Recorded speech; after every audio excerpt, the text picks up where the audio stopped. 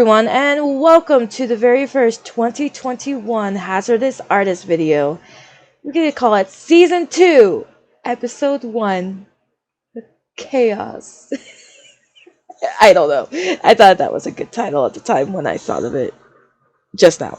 So, today I am going to tell you guys about the chaos that has happened in the last 3 weeks while I was on hiatus, while you guys get to see a highlight reel of last year's speed paints, starting from when I came back and started doing speed paints back in July.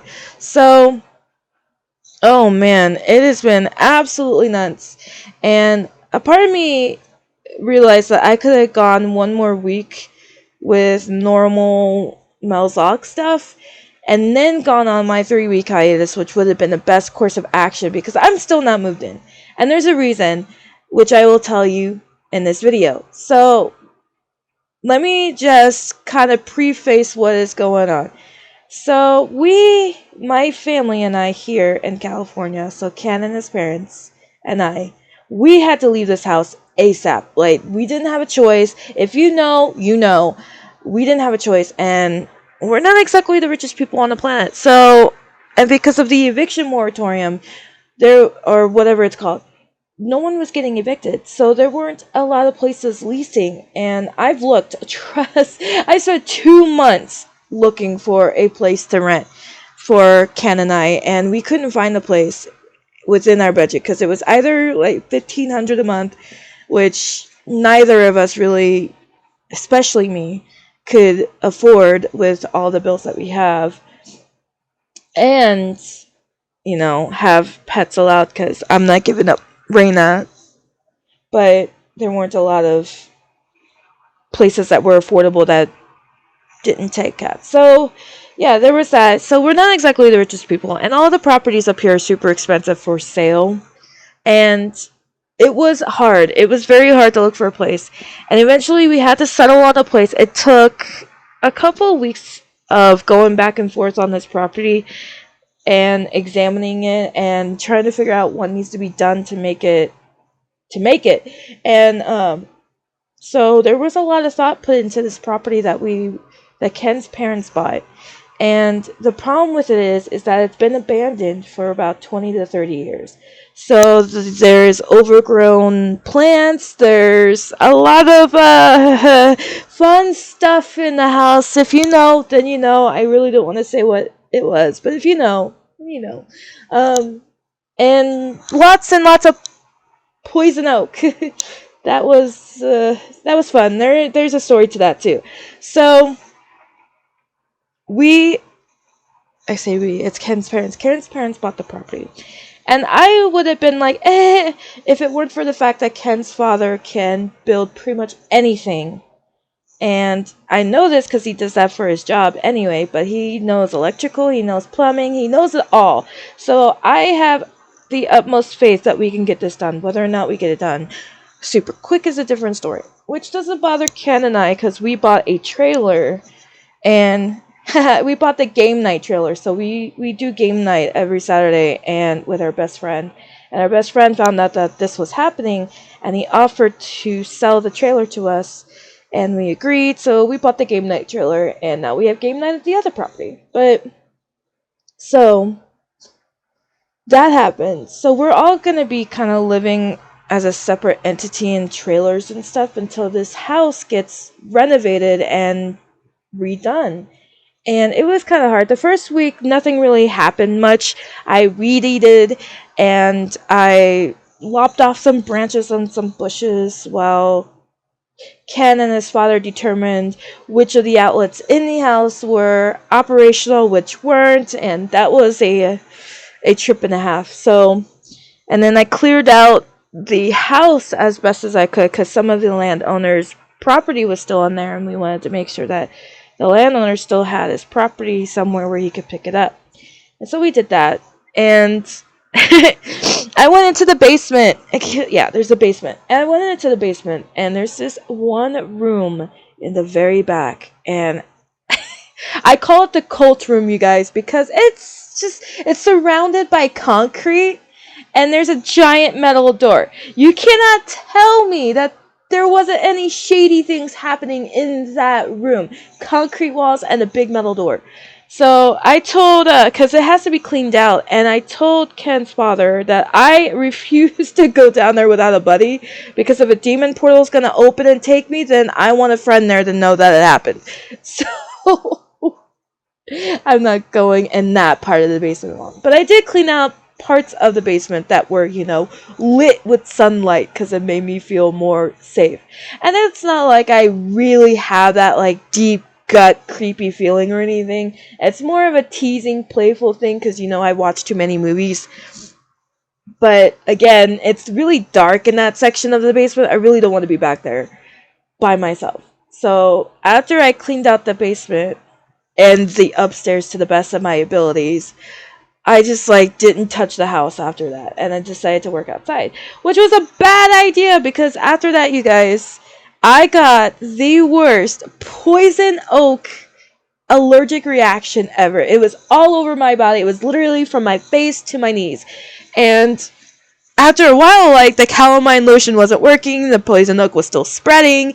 And I called my doctor. And, because of COVID, if they could help it, they don't want you to come down. So I told my doctor about the poison oak rash. And so she prescribed me, 2 ointments and 3 different kinds of pills. One to help me sleep from the itching, and a steroid and an antibiotic. And I just, I don't like medication. I don't like taking medication. It feels weird to me. I barely take ibuprofen when I'm in pain. So that happened. I was just like, okay, my doctor seemed a little bit worried. She thought I probably should go to the hospital.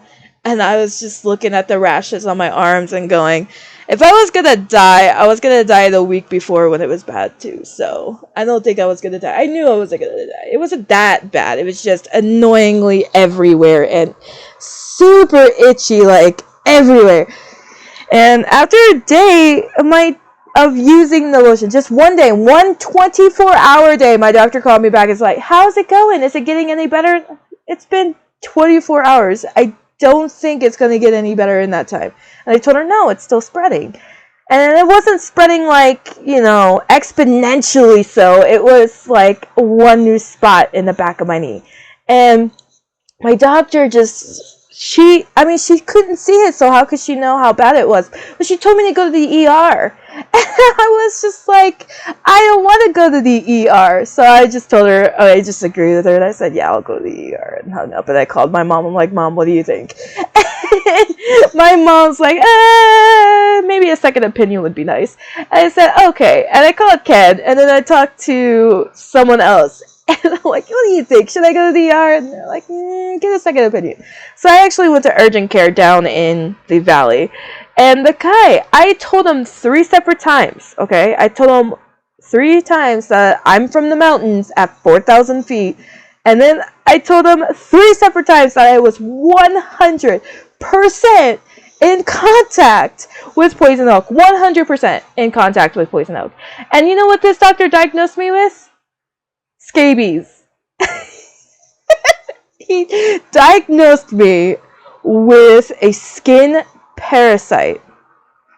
And I just stared at him like, are you kidding me? Did you not hear a word I said about what I was in contact with? I'm not dumb. I know you think I may look dumb because I don't know what's going through your mind. Maybe it's some... yeah. But I'm not dumb. And I wanted to get out of there because he wasn't listening. The doctor was not listening to me, so I left. I just agreed with it. He gave me a prescription for scabies lotion, and I just wanted to leave. So I went to the pharmacy after that. I was pretty distraught. I was already stressed enough with them trying to get the property livable so that we can move everything up there. Because at that point, the trailer wasn't up there yet. Because the escrow, we still had to wait for escrow, which is 30 days from the purchase of the property, or the agreement to purchase the property. So the trailers haven't been up there yet. So I went to the pharmacy. I'm all distraught. I'm about to cry because everything's just been stressful lately. And I go in and I talk to the pharmacist, and I'm like, hey, guess what? I'm back. I went to get a second opinion because my doctor wanted me to go to the ER, and I said no. And she looked at me and she kind of laughed. She was like, okay, so what the second opinion say? And I said, I apparently have scabies. And we both stared at each other. And this pharmacist squinted her eyes and she said, really? I told her, yeah, it's strange. Like, I told this doctor 3 separate times about being in the mountains and being 100% contact with poison oak. And, I mean, you could see the rash on my skin. Like, it was, my hands were open, you know. Poison oak isn't contagious, you know. Like, you could touch my hand and you won't catch poison oak from me. Unless I have the oil still on my hands, but I wash thoroughly. So, the pharmacist just like shook her head and I told her, do you think I should go to the ER? And she looked at me, she's like, she didn't give me a definitive answer. She just said, you know, she was pretty vague. But you could tell, like, it was insinuated that it was probably not a good idea. So she just told me to try out the lotion that was just prescribed to me. And that if it worked, it worked. And she pointed out things that I could look for just in case, if it were scabies. If it were scabies. And I just like, okay. So, as I told Ken this, Ken laughed and said, yeah, okay. And I said, yeah, okay. And I got home and trying out this stupid scabies lotion. I decided to wash my sheets, my pillowcases, and my blankets like the day before or something. So that's really important. Remember that because... So the next day after using the scabies lotion, it actually worked. And I don't know why, but the inside joke that Ken and I have was that I actually had scabies. I didn't have poison oak. What's poison oak? I don't know her. I had scabies, and I didn't. I really did. It was poison oak, but I'm not entirely sure why the scabies lotion worked, but it did wash my sheets, so I was thinking maybe there was still poison oak oils on the sheets, but it didn't explain why Kenneth didn't get any poison oak, but he got 1 bump, and that was it. But he's also been exposed to poison oak before, so it was a little strange, and I was just like, whatever. And I used the steroid cream, I used everything else after that, and my poison oak got so much better. And I got it again, which kind of sucks, but I still have leftover lotion, and so I've been using it, and we're just going to see where it goes. I also have leftover of the CP pills, too, I guess, but they're all at the other property right now, just like my microphone and a lot of other stuff. So that was my poison oak escapades, and while the poison oak escapades were happening, I stayed mostly inside. I didn't do much outside. But after my poison oak went away, I was really dead set on making this chicken pen. And so I manually dug out fence posts so I could put the fence posts in. I used an old door and I touched on it because, you know, it's kind of rotting away. I touched on it to make sure that the good wood and good wire on it. And then I added hinges that were left over from Ken's dad because he has a bunch of older... He likes to recycle nails and stuff, so I used some of that. And then I built a platform where I was going to put the indoor coop in. And we were going to use the old well house. And the day that Ken said, let's move the old well house, because we can, it broke apart. It was so rotted anyway. It just tore apart. I felt so bad. He felt terrible that he broke my chicken pen and wanted to make it up to me. So we were going to go look for lumber, but it was Christmas Eve, and no one was open on Christmas Eve after a certain time. So none of the lumber yards were open.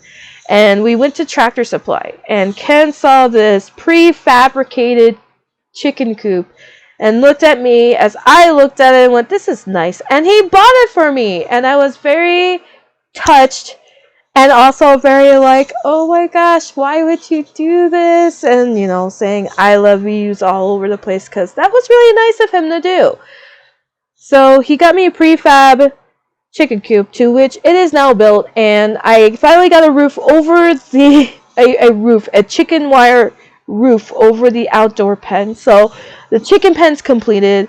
And we eventually got the trailer up, which was also a fun story, but... It didn't take nearly as long as I thought it was going to take because we had to take the long way around. Because the trailer that we bought is not exactly small. It's a little bit bigger. It's bigger than the room I live in now, which is fantastic. I would rather live there than here. And not because of the room size. Not just because of the room size. But there's sunlight at the other property. Here at the property that I'm staying in right now, that which I am recording this video, there's not much sun that comes through this property. Maybe a couple hours a day. You see sunlight actually hit the property itself.